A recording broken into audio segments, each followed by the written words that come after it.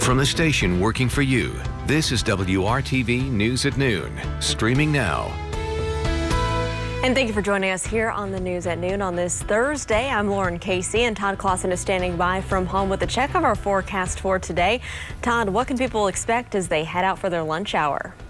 Yeah, you know, Lauren, that wind has really started to kick up from this morning to where it is now as we head into the afternoon hours. And things aren't really going to change much throughout the afternoon. What you have right now is kind of what you get for the next few hours with those gusty winds. And you can see already in Lafayette and Kokomo, they're up to 40 and 45 miles per hour respectively as you work your way south. 36 was the update as of the bottom of the hour here in Indianapolis, 35 in Bloomington. But you see those little arrows. The winds are out of the south, and that is bringing in warmer temperatures for the day today. So that's kind of the trade-off and the benefit we get of having to deal with these gusty winds. Now, we're still looking at wind gusts probably around 50 miles per hour throughout the afternoon and into the evening hours. It's probably not until overnight that these winds will start to subside just a little bit across the area. The wind advisory in place across all of central Indiana from the National Weather Service. There's a little high thin cloud cover in spots out there, but otherwise we are looking at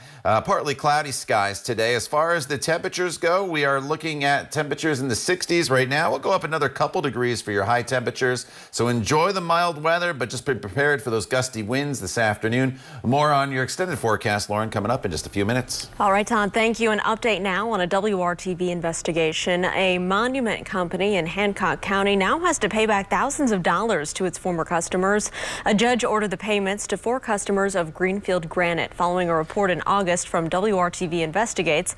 Several customers there filed small claims lawsuits against the company. The customers accused Greenfield Granite of taking money from grieving families without finishing the promised work on headstones. The owner of the company died by suicide in September on the same day as the scheduled court hearing. At least 5 other small claims lawsuits are still pending, in addition to a lawsuit from the state attorney general's office. New COVID-19 cases are up again in Indiana and across the country. Take a look here. The state health department says new infections are back over the 7,000 mark. 7,420 new cases are the most since Indiana set a single-day record 5 days ago. Deaths of Hoosiers with COVID-19 continue to be high as well. 59 deaths were reported today. The Indiana hospital situation isn't as great. The hospital's running low on space now. The state is yet again setting a record for COVID-19 hospitalizations with 3,063 patients. 21% of the state's intensive care beds are available, but some hospitals say they are extremely low on space. The U.S. hit a grim milestone this week as the number of COVID-19 deaths nationally has surpassed 250,000. It's the number that was predicted by top health officials over the summer, and now they're worried that the country will reach 300,000 before Christmas if Americans don't take the virus seriously. Several states are imposing a patchwork of restrictions, including mask mandates and bans on gatherings. But the country's top infectious disease doctor believes a national strategy is badly needed. We need some fundamental public health measures that everyone should be adhering to, not a disjointed, one state says one thing, the other state says another thing. Dr. Fauci is among those urging people to curtail Thanksgiving travel plans. He says despite the recent good news on a vaccine, the general public won't be getting a vaccine until well into the year, next year, that is, at the earliest. Well, the worsening of the pandemic also means changes for more central Indiana schools. Today, Avon High School moved back to virtual learning for the second time since the school year began. The school's principal says the change was made after 7 students tested positive for the coronavirus. School administrators say the plan is to return to in-person learning on December 4th. Avon High School had to switch to virtual learning back in August after a similar spike in cases. And the pandemic also continues to wreak havoc on the economy and the job market. The number of Hoosiers filing for unemployment benefits is on the rise again. The U.S. Department of Labor says last week more than 16,000 Hoosiers filed for unemployment for the first time. That's up from 14,000 the week before. First-time unemployment claims were up nationally as well. Claims have been elevated since the pandemic started, forcing business activity to be curtailed back in March. And since March, we know business owners have been forced to constantly adjust and make changes to their plans as new restrictions come down as the pandemic continues. Our own Nicole Griffin is getting insight on the heavy burden one business owner deals with when it comes to making those tough decisions. The owner here at Ash and Elm Cider Company tells me the new restrictions that are in place here in Marion County aren't really impacting her business because they have remained at 50% capacity since they were able to reopen over the summer. She says right now she is bracing for the winter months as sales over the past few weeks have already been down. I would never want someone to get hurt because of our company. Since March, owner Andrea Hamoya of Ash and Elm Cider Company has been forced to make tough decisions that impact her staff and customers. It was carryout only, it was shortened hours. We managed to make it through pretty well. We got some government assistance. Since reopening over the summer and bringing back furloughed employees, Ash and Elm's tap room has remained at 50% capacity. Because we haven't felt comfortable with it. Our staff hasn't felt comfortable. Like, honestly, we just worry more about our employees. You know, we care a lot about them. We've become a family over the last 5 years. Carry-out sales and customers sitting on the patio have helped, but now with the weather cooling down and COVID-19 cases increasing, sales are down. You know, with people not coming in to eat as much, and I don't blame them. I don't feel comfortable going into a restaurant and eating at the moment either. We are hoping that having some gift opportunities, some subscription services, some way you can still support a local business without having to physically be present there. In an effort to adapt business during the pandemic, Ash and Elm is launching a cider subscription service. And on Black Friday, they're releasing all 12 ciders of the month in a special edition gift box. So we're really hoping that that kind of bridges the gap. The worst months in this industry are January and February. So a lot of restaurants and businesses like ours depend on, you know, having pretty solid sales through the end of December to kind of help you get through the January, February, March. So that's what we're hoping for. Working for you, Nicole Griffin, WRTV. Nicole, thank you. Ash and Elm's owner says right now, as sales decrease in the tap room, they're trying to decide whether or not to shift back to carry-out only option. She's hoping the holidays coming up and the new cider releases, they won't have to make that tough decision. Well, the oldest continuously operating bar in Indiana is now mourning the loss of its owner. Today, the Slippery Noodle Inn announced the death of Hal Yagi Jr. Hal's mother and father bought the Slippery Noodle back in 1963 when Hal was just 6 years old. Hal took over the business after his father's death in 1985 and helped turn it into one of the best-known blues clubs in the Midwest. His son told WRTV that Yeagley had been battling cancer for the last 2 years. On his Facebook page, the Slippery Noodle asked patrons to drink a Budweiser in Hal's honor. Critics called it an attack on those who had fallen on hard times. Next, the reason this proposal went down to defeat last night. Todd. And Lauren, it's a windy afternoon for us across the area. We have some wind gusts already up into the mid-40s across parts of central Indiana. Wind advisory is posted. We'll let you know how long these gusty winds are going to stick around, and we'll look ahead to your weekend as well, which brings some changes coming up in your WRTV Storm Team forecast.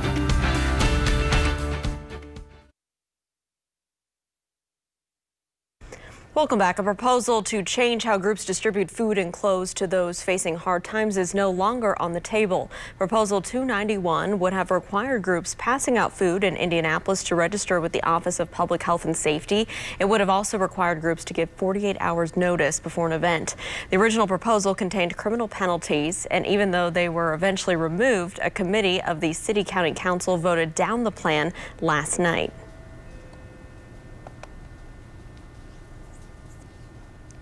In putting in this bureaucratic barrier makes it really intimidating for the average person to actually take action. What I see now is an opportunity for education, right? It was a learning opportunity. I'm not trying to harm anybody. I'm not trying to do anything negative. I want to see something different. Well, activist groups had posted that Prop 291 protested about it, arguing that it attempted to criminalize helping the poor. Well, they no longer have the coronavirus, but they still don't feel completely well. Next, we'll take a look at the lingering symptoms some Hoosiers are facing and how some of those issues could last for the rest of their lives. And let's take a look outside right now. This is our tower camera view to the west. You can see the White River there in the background and pretty clear skies up ahead. Todd Clausen will have our full forecast, and he's going to talk about those winds coming up here on the News at Noon. Stick around.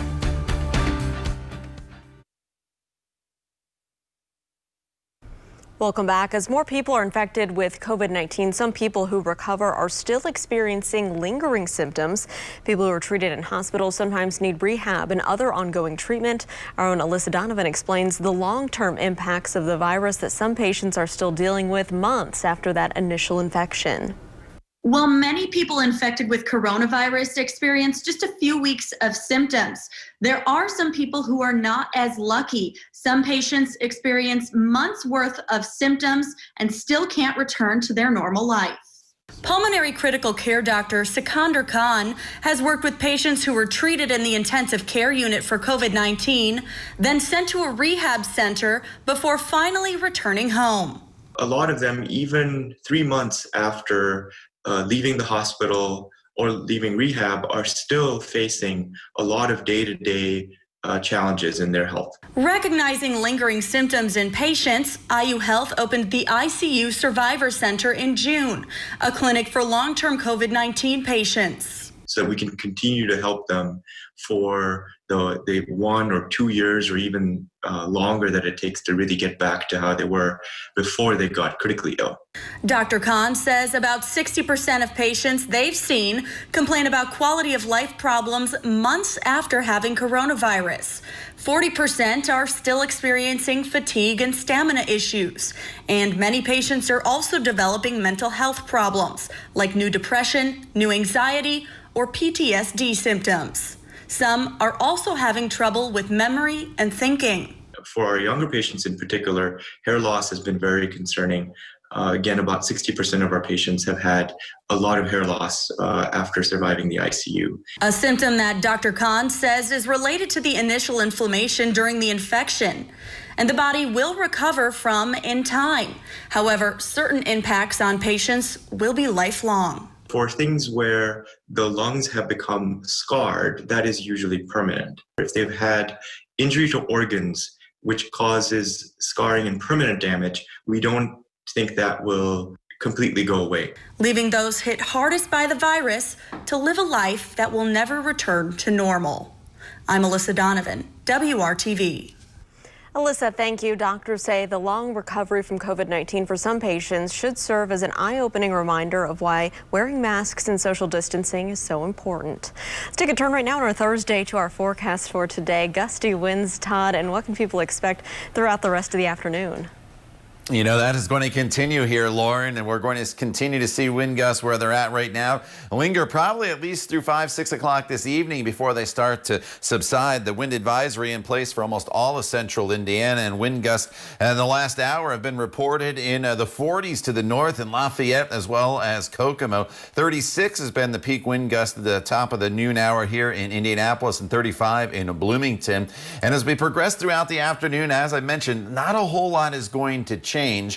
So as we go throughout the afternoon hours, we're looking at wind gusts still around 40 miles per hour in northern locations to the south, not quite as strong, a little further away from the area of low pressure to our north.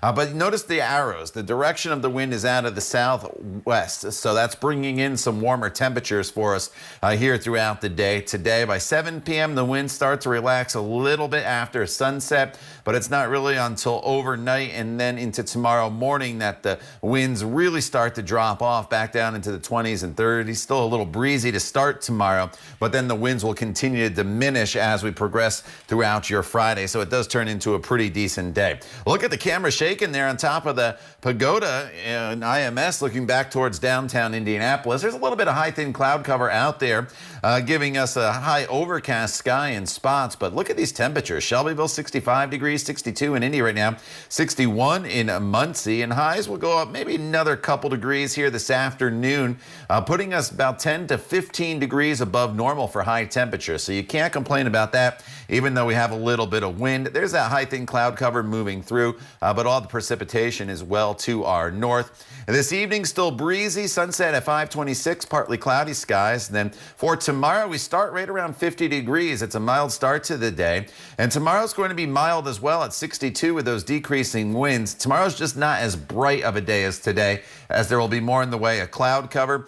For the weekend, Saturday showers are developing late in the day. Most of Saturday will be dry with temperatures in the mid-50s. Sunday's looking fairly wet, especially the first half of the day. This is 5 p.m. Saturday. But as the cold front comes through early Sunday morning and during the morning hours on Sunday, look for a pretty steady rain to develop across the area. And some areas could see over an inch of rain during the day on Sunday before that front pushes off to the east.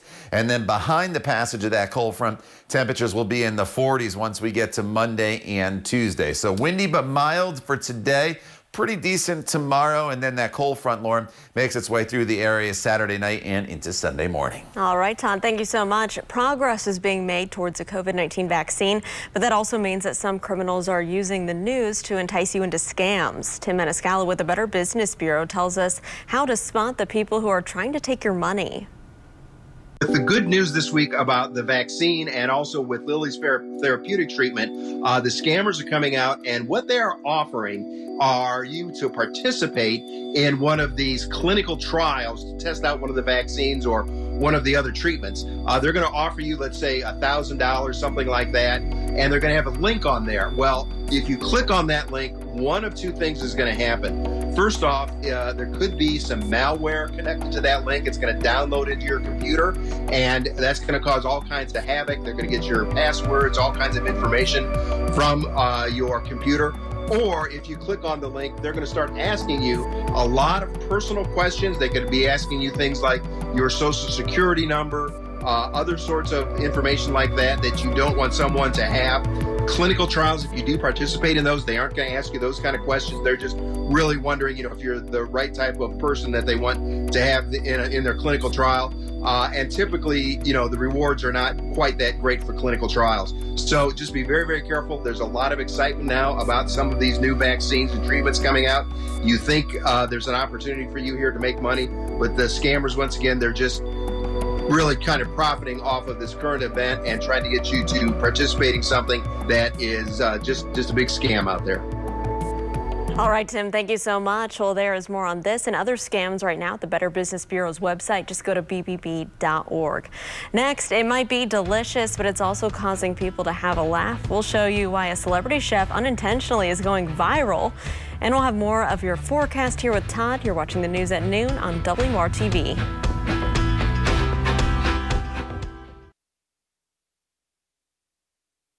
Stage 2 now, ready for it.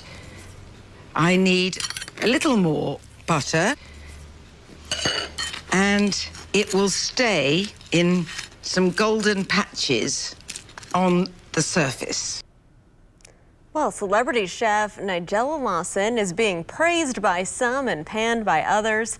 On her new cooking show called Cook, Eat, Repeat, she featured a recipe for what she called a double buttered toast. It's where you butter the toast right out of the toaster, you let it cool, and then you butter it again following a sprinkle of sea salt. Well, social media naturally had a field day with this. One person tweeted, "Thoughts go out to all the single buttered pieces of toast I've consumed."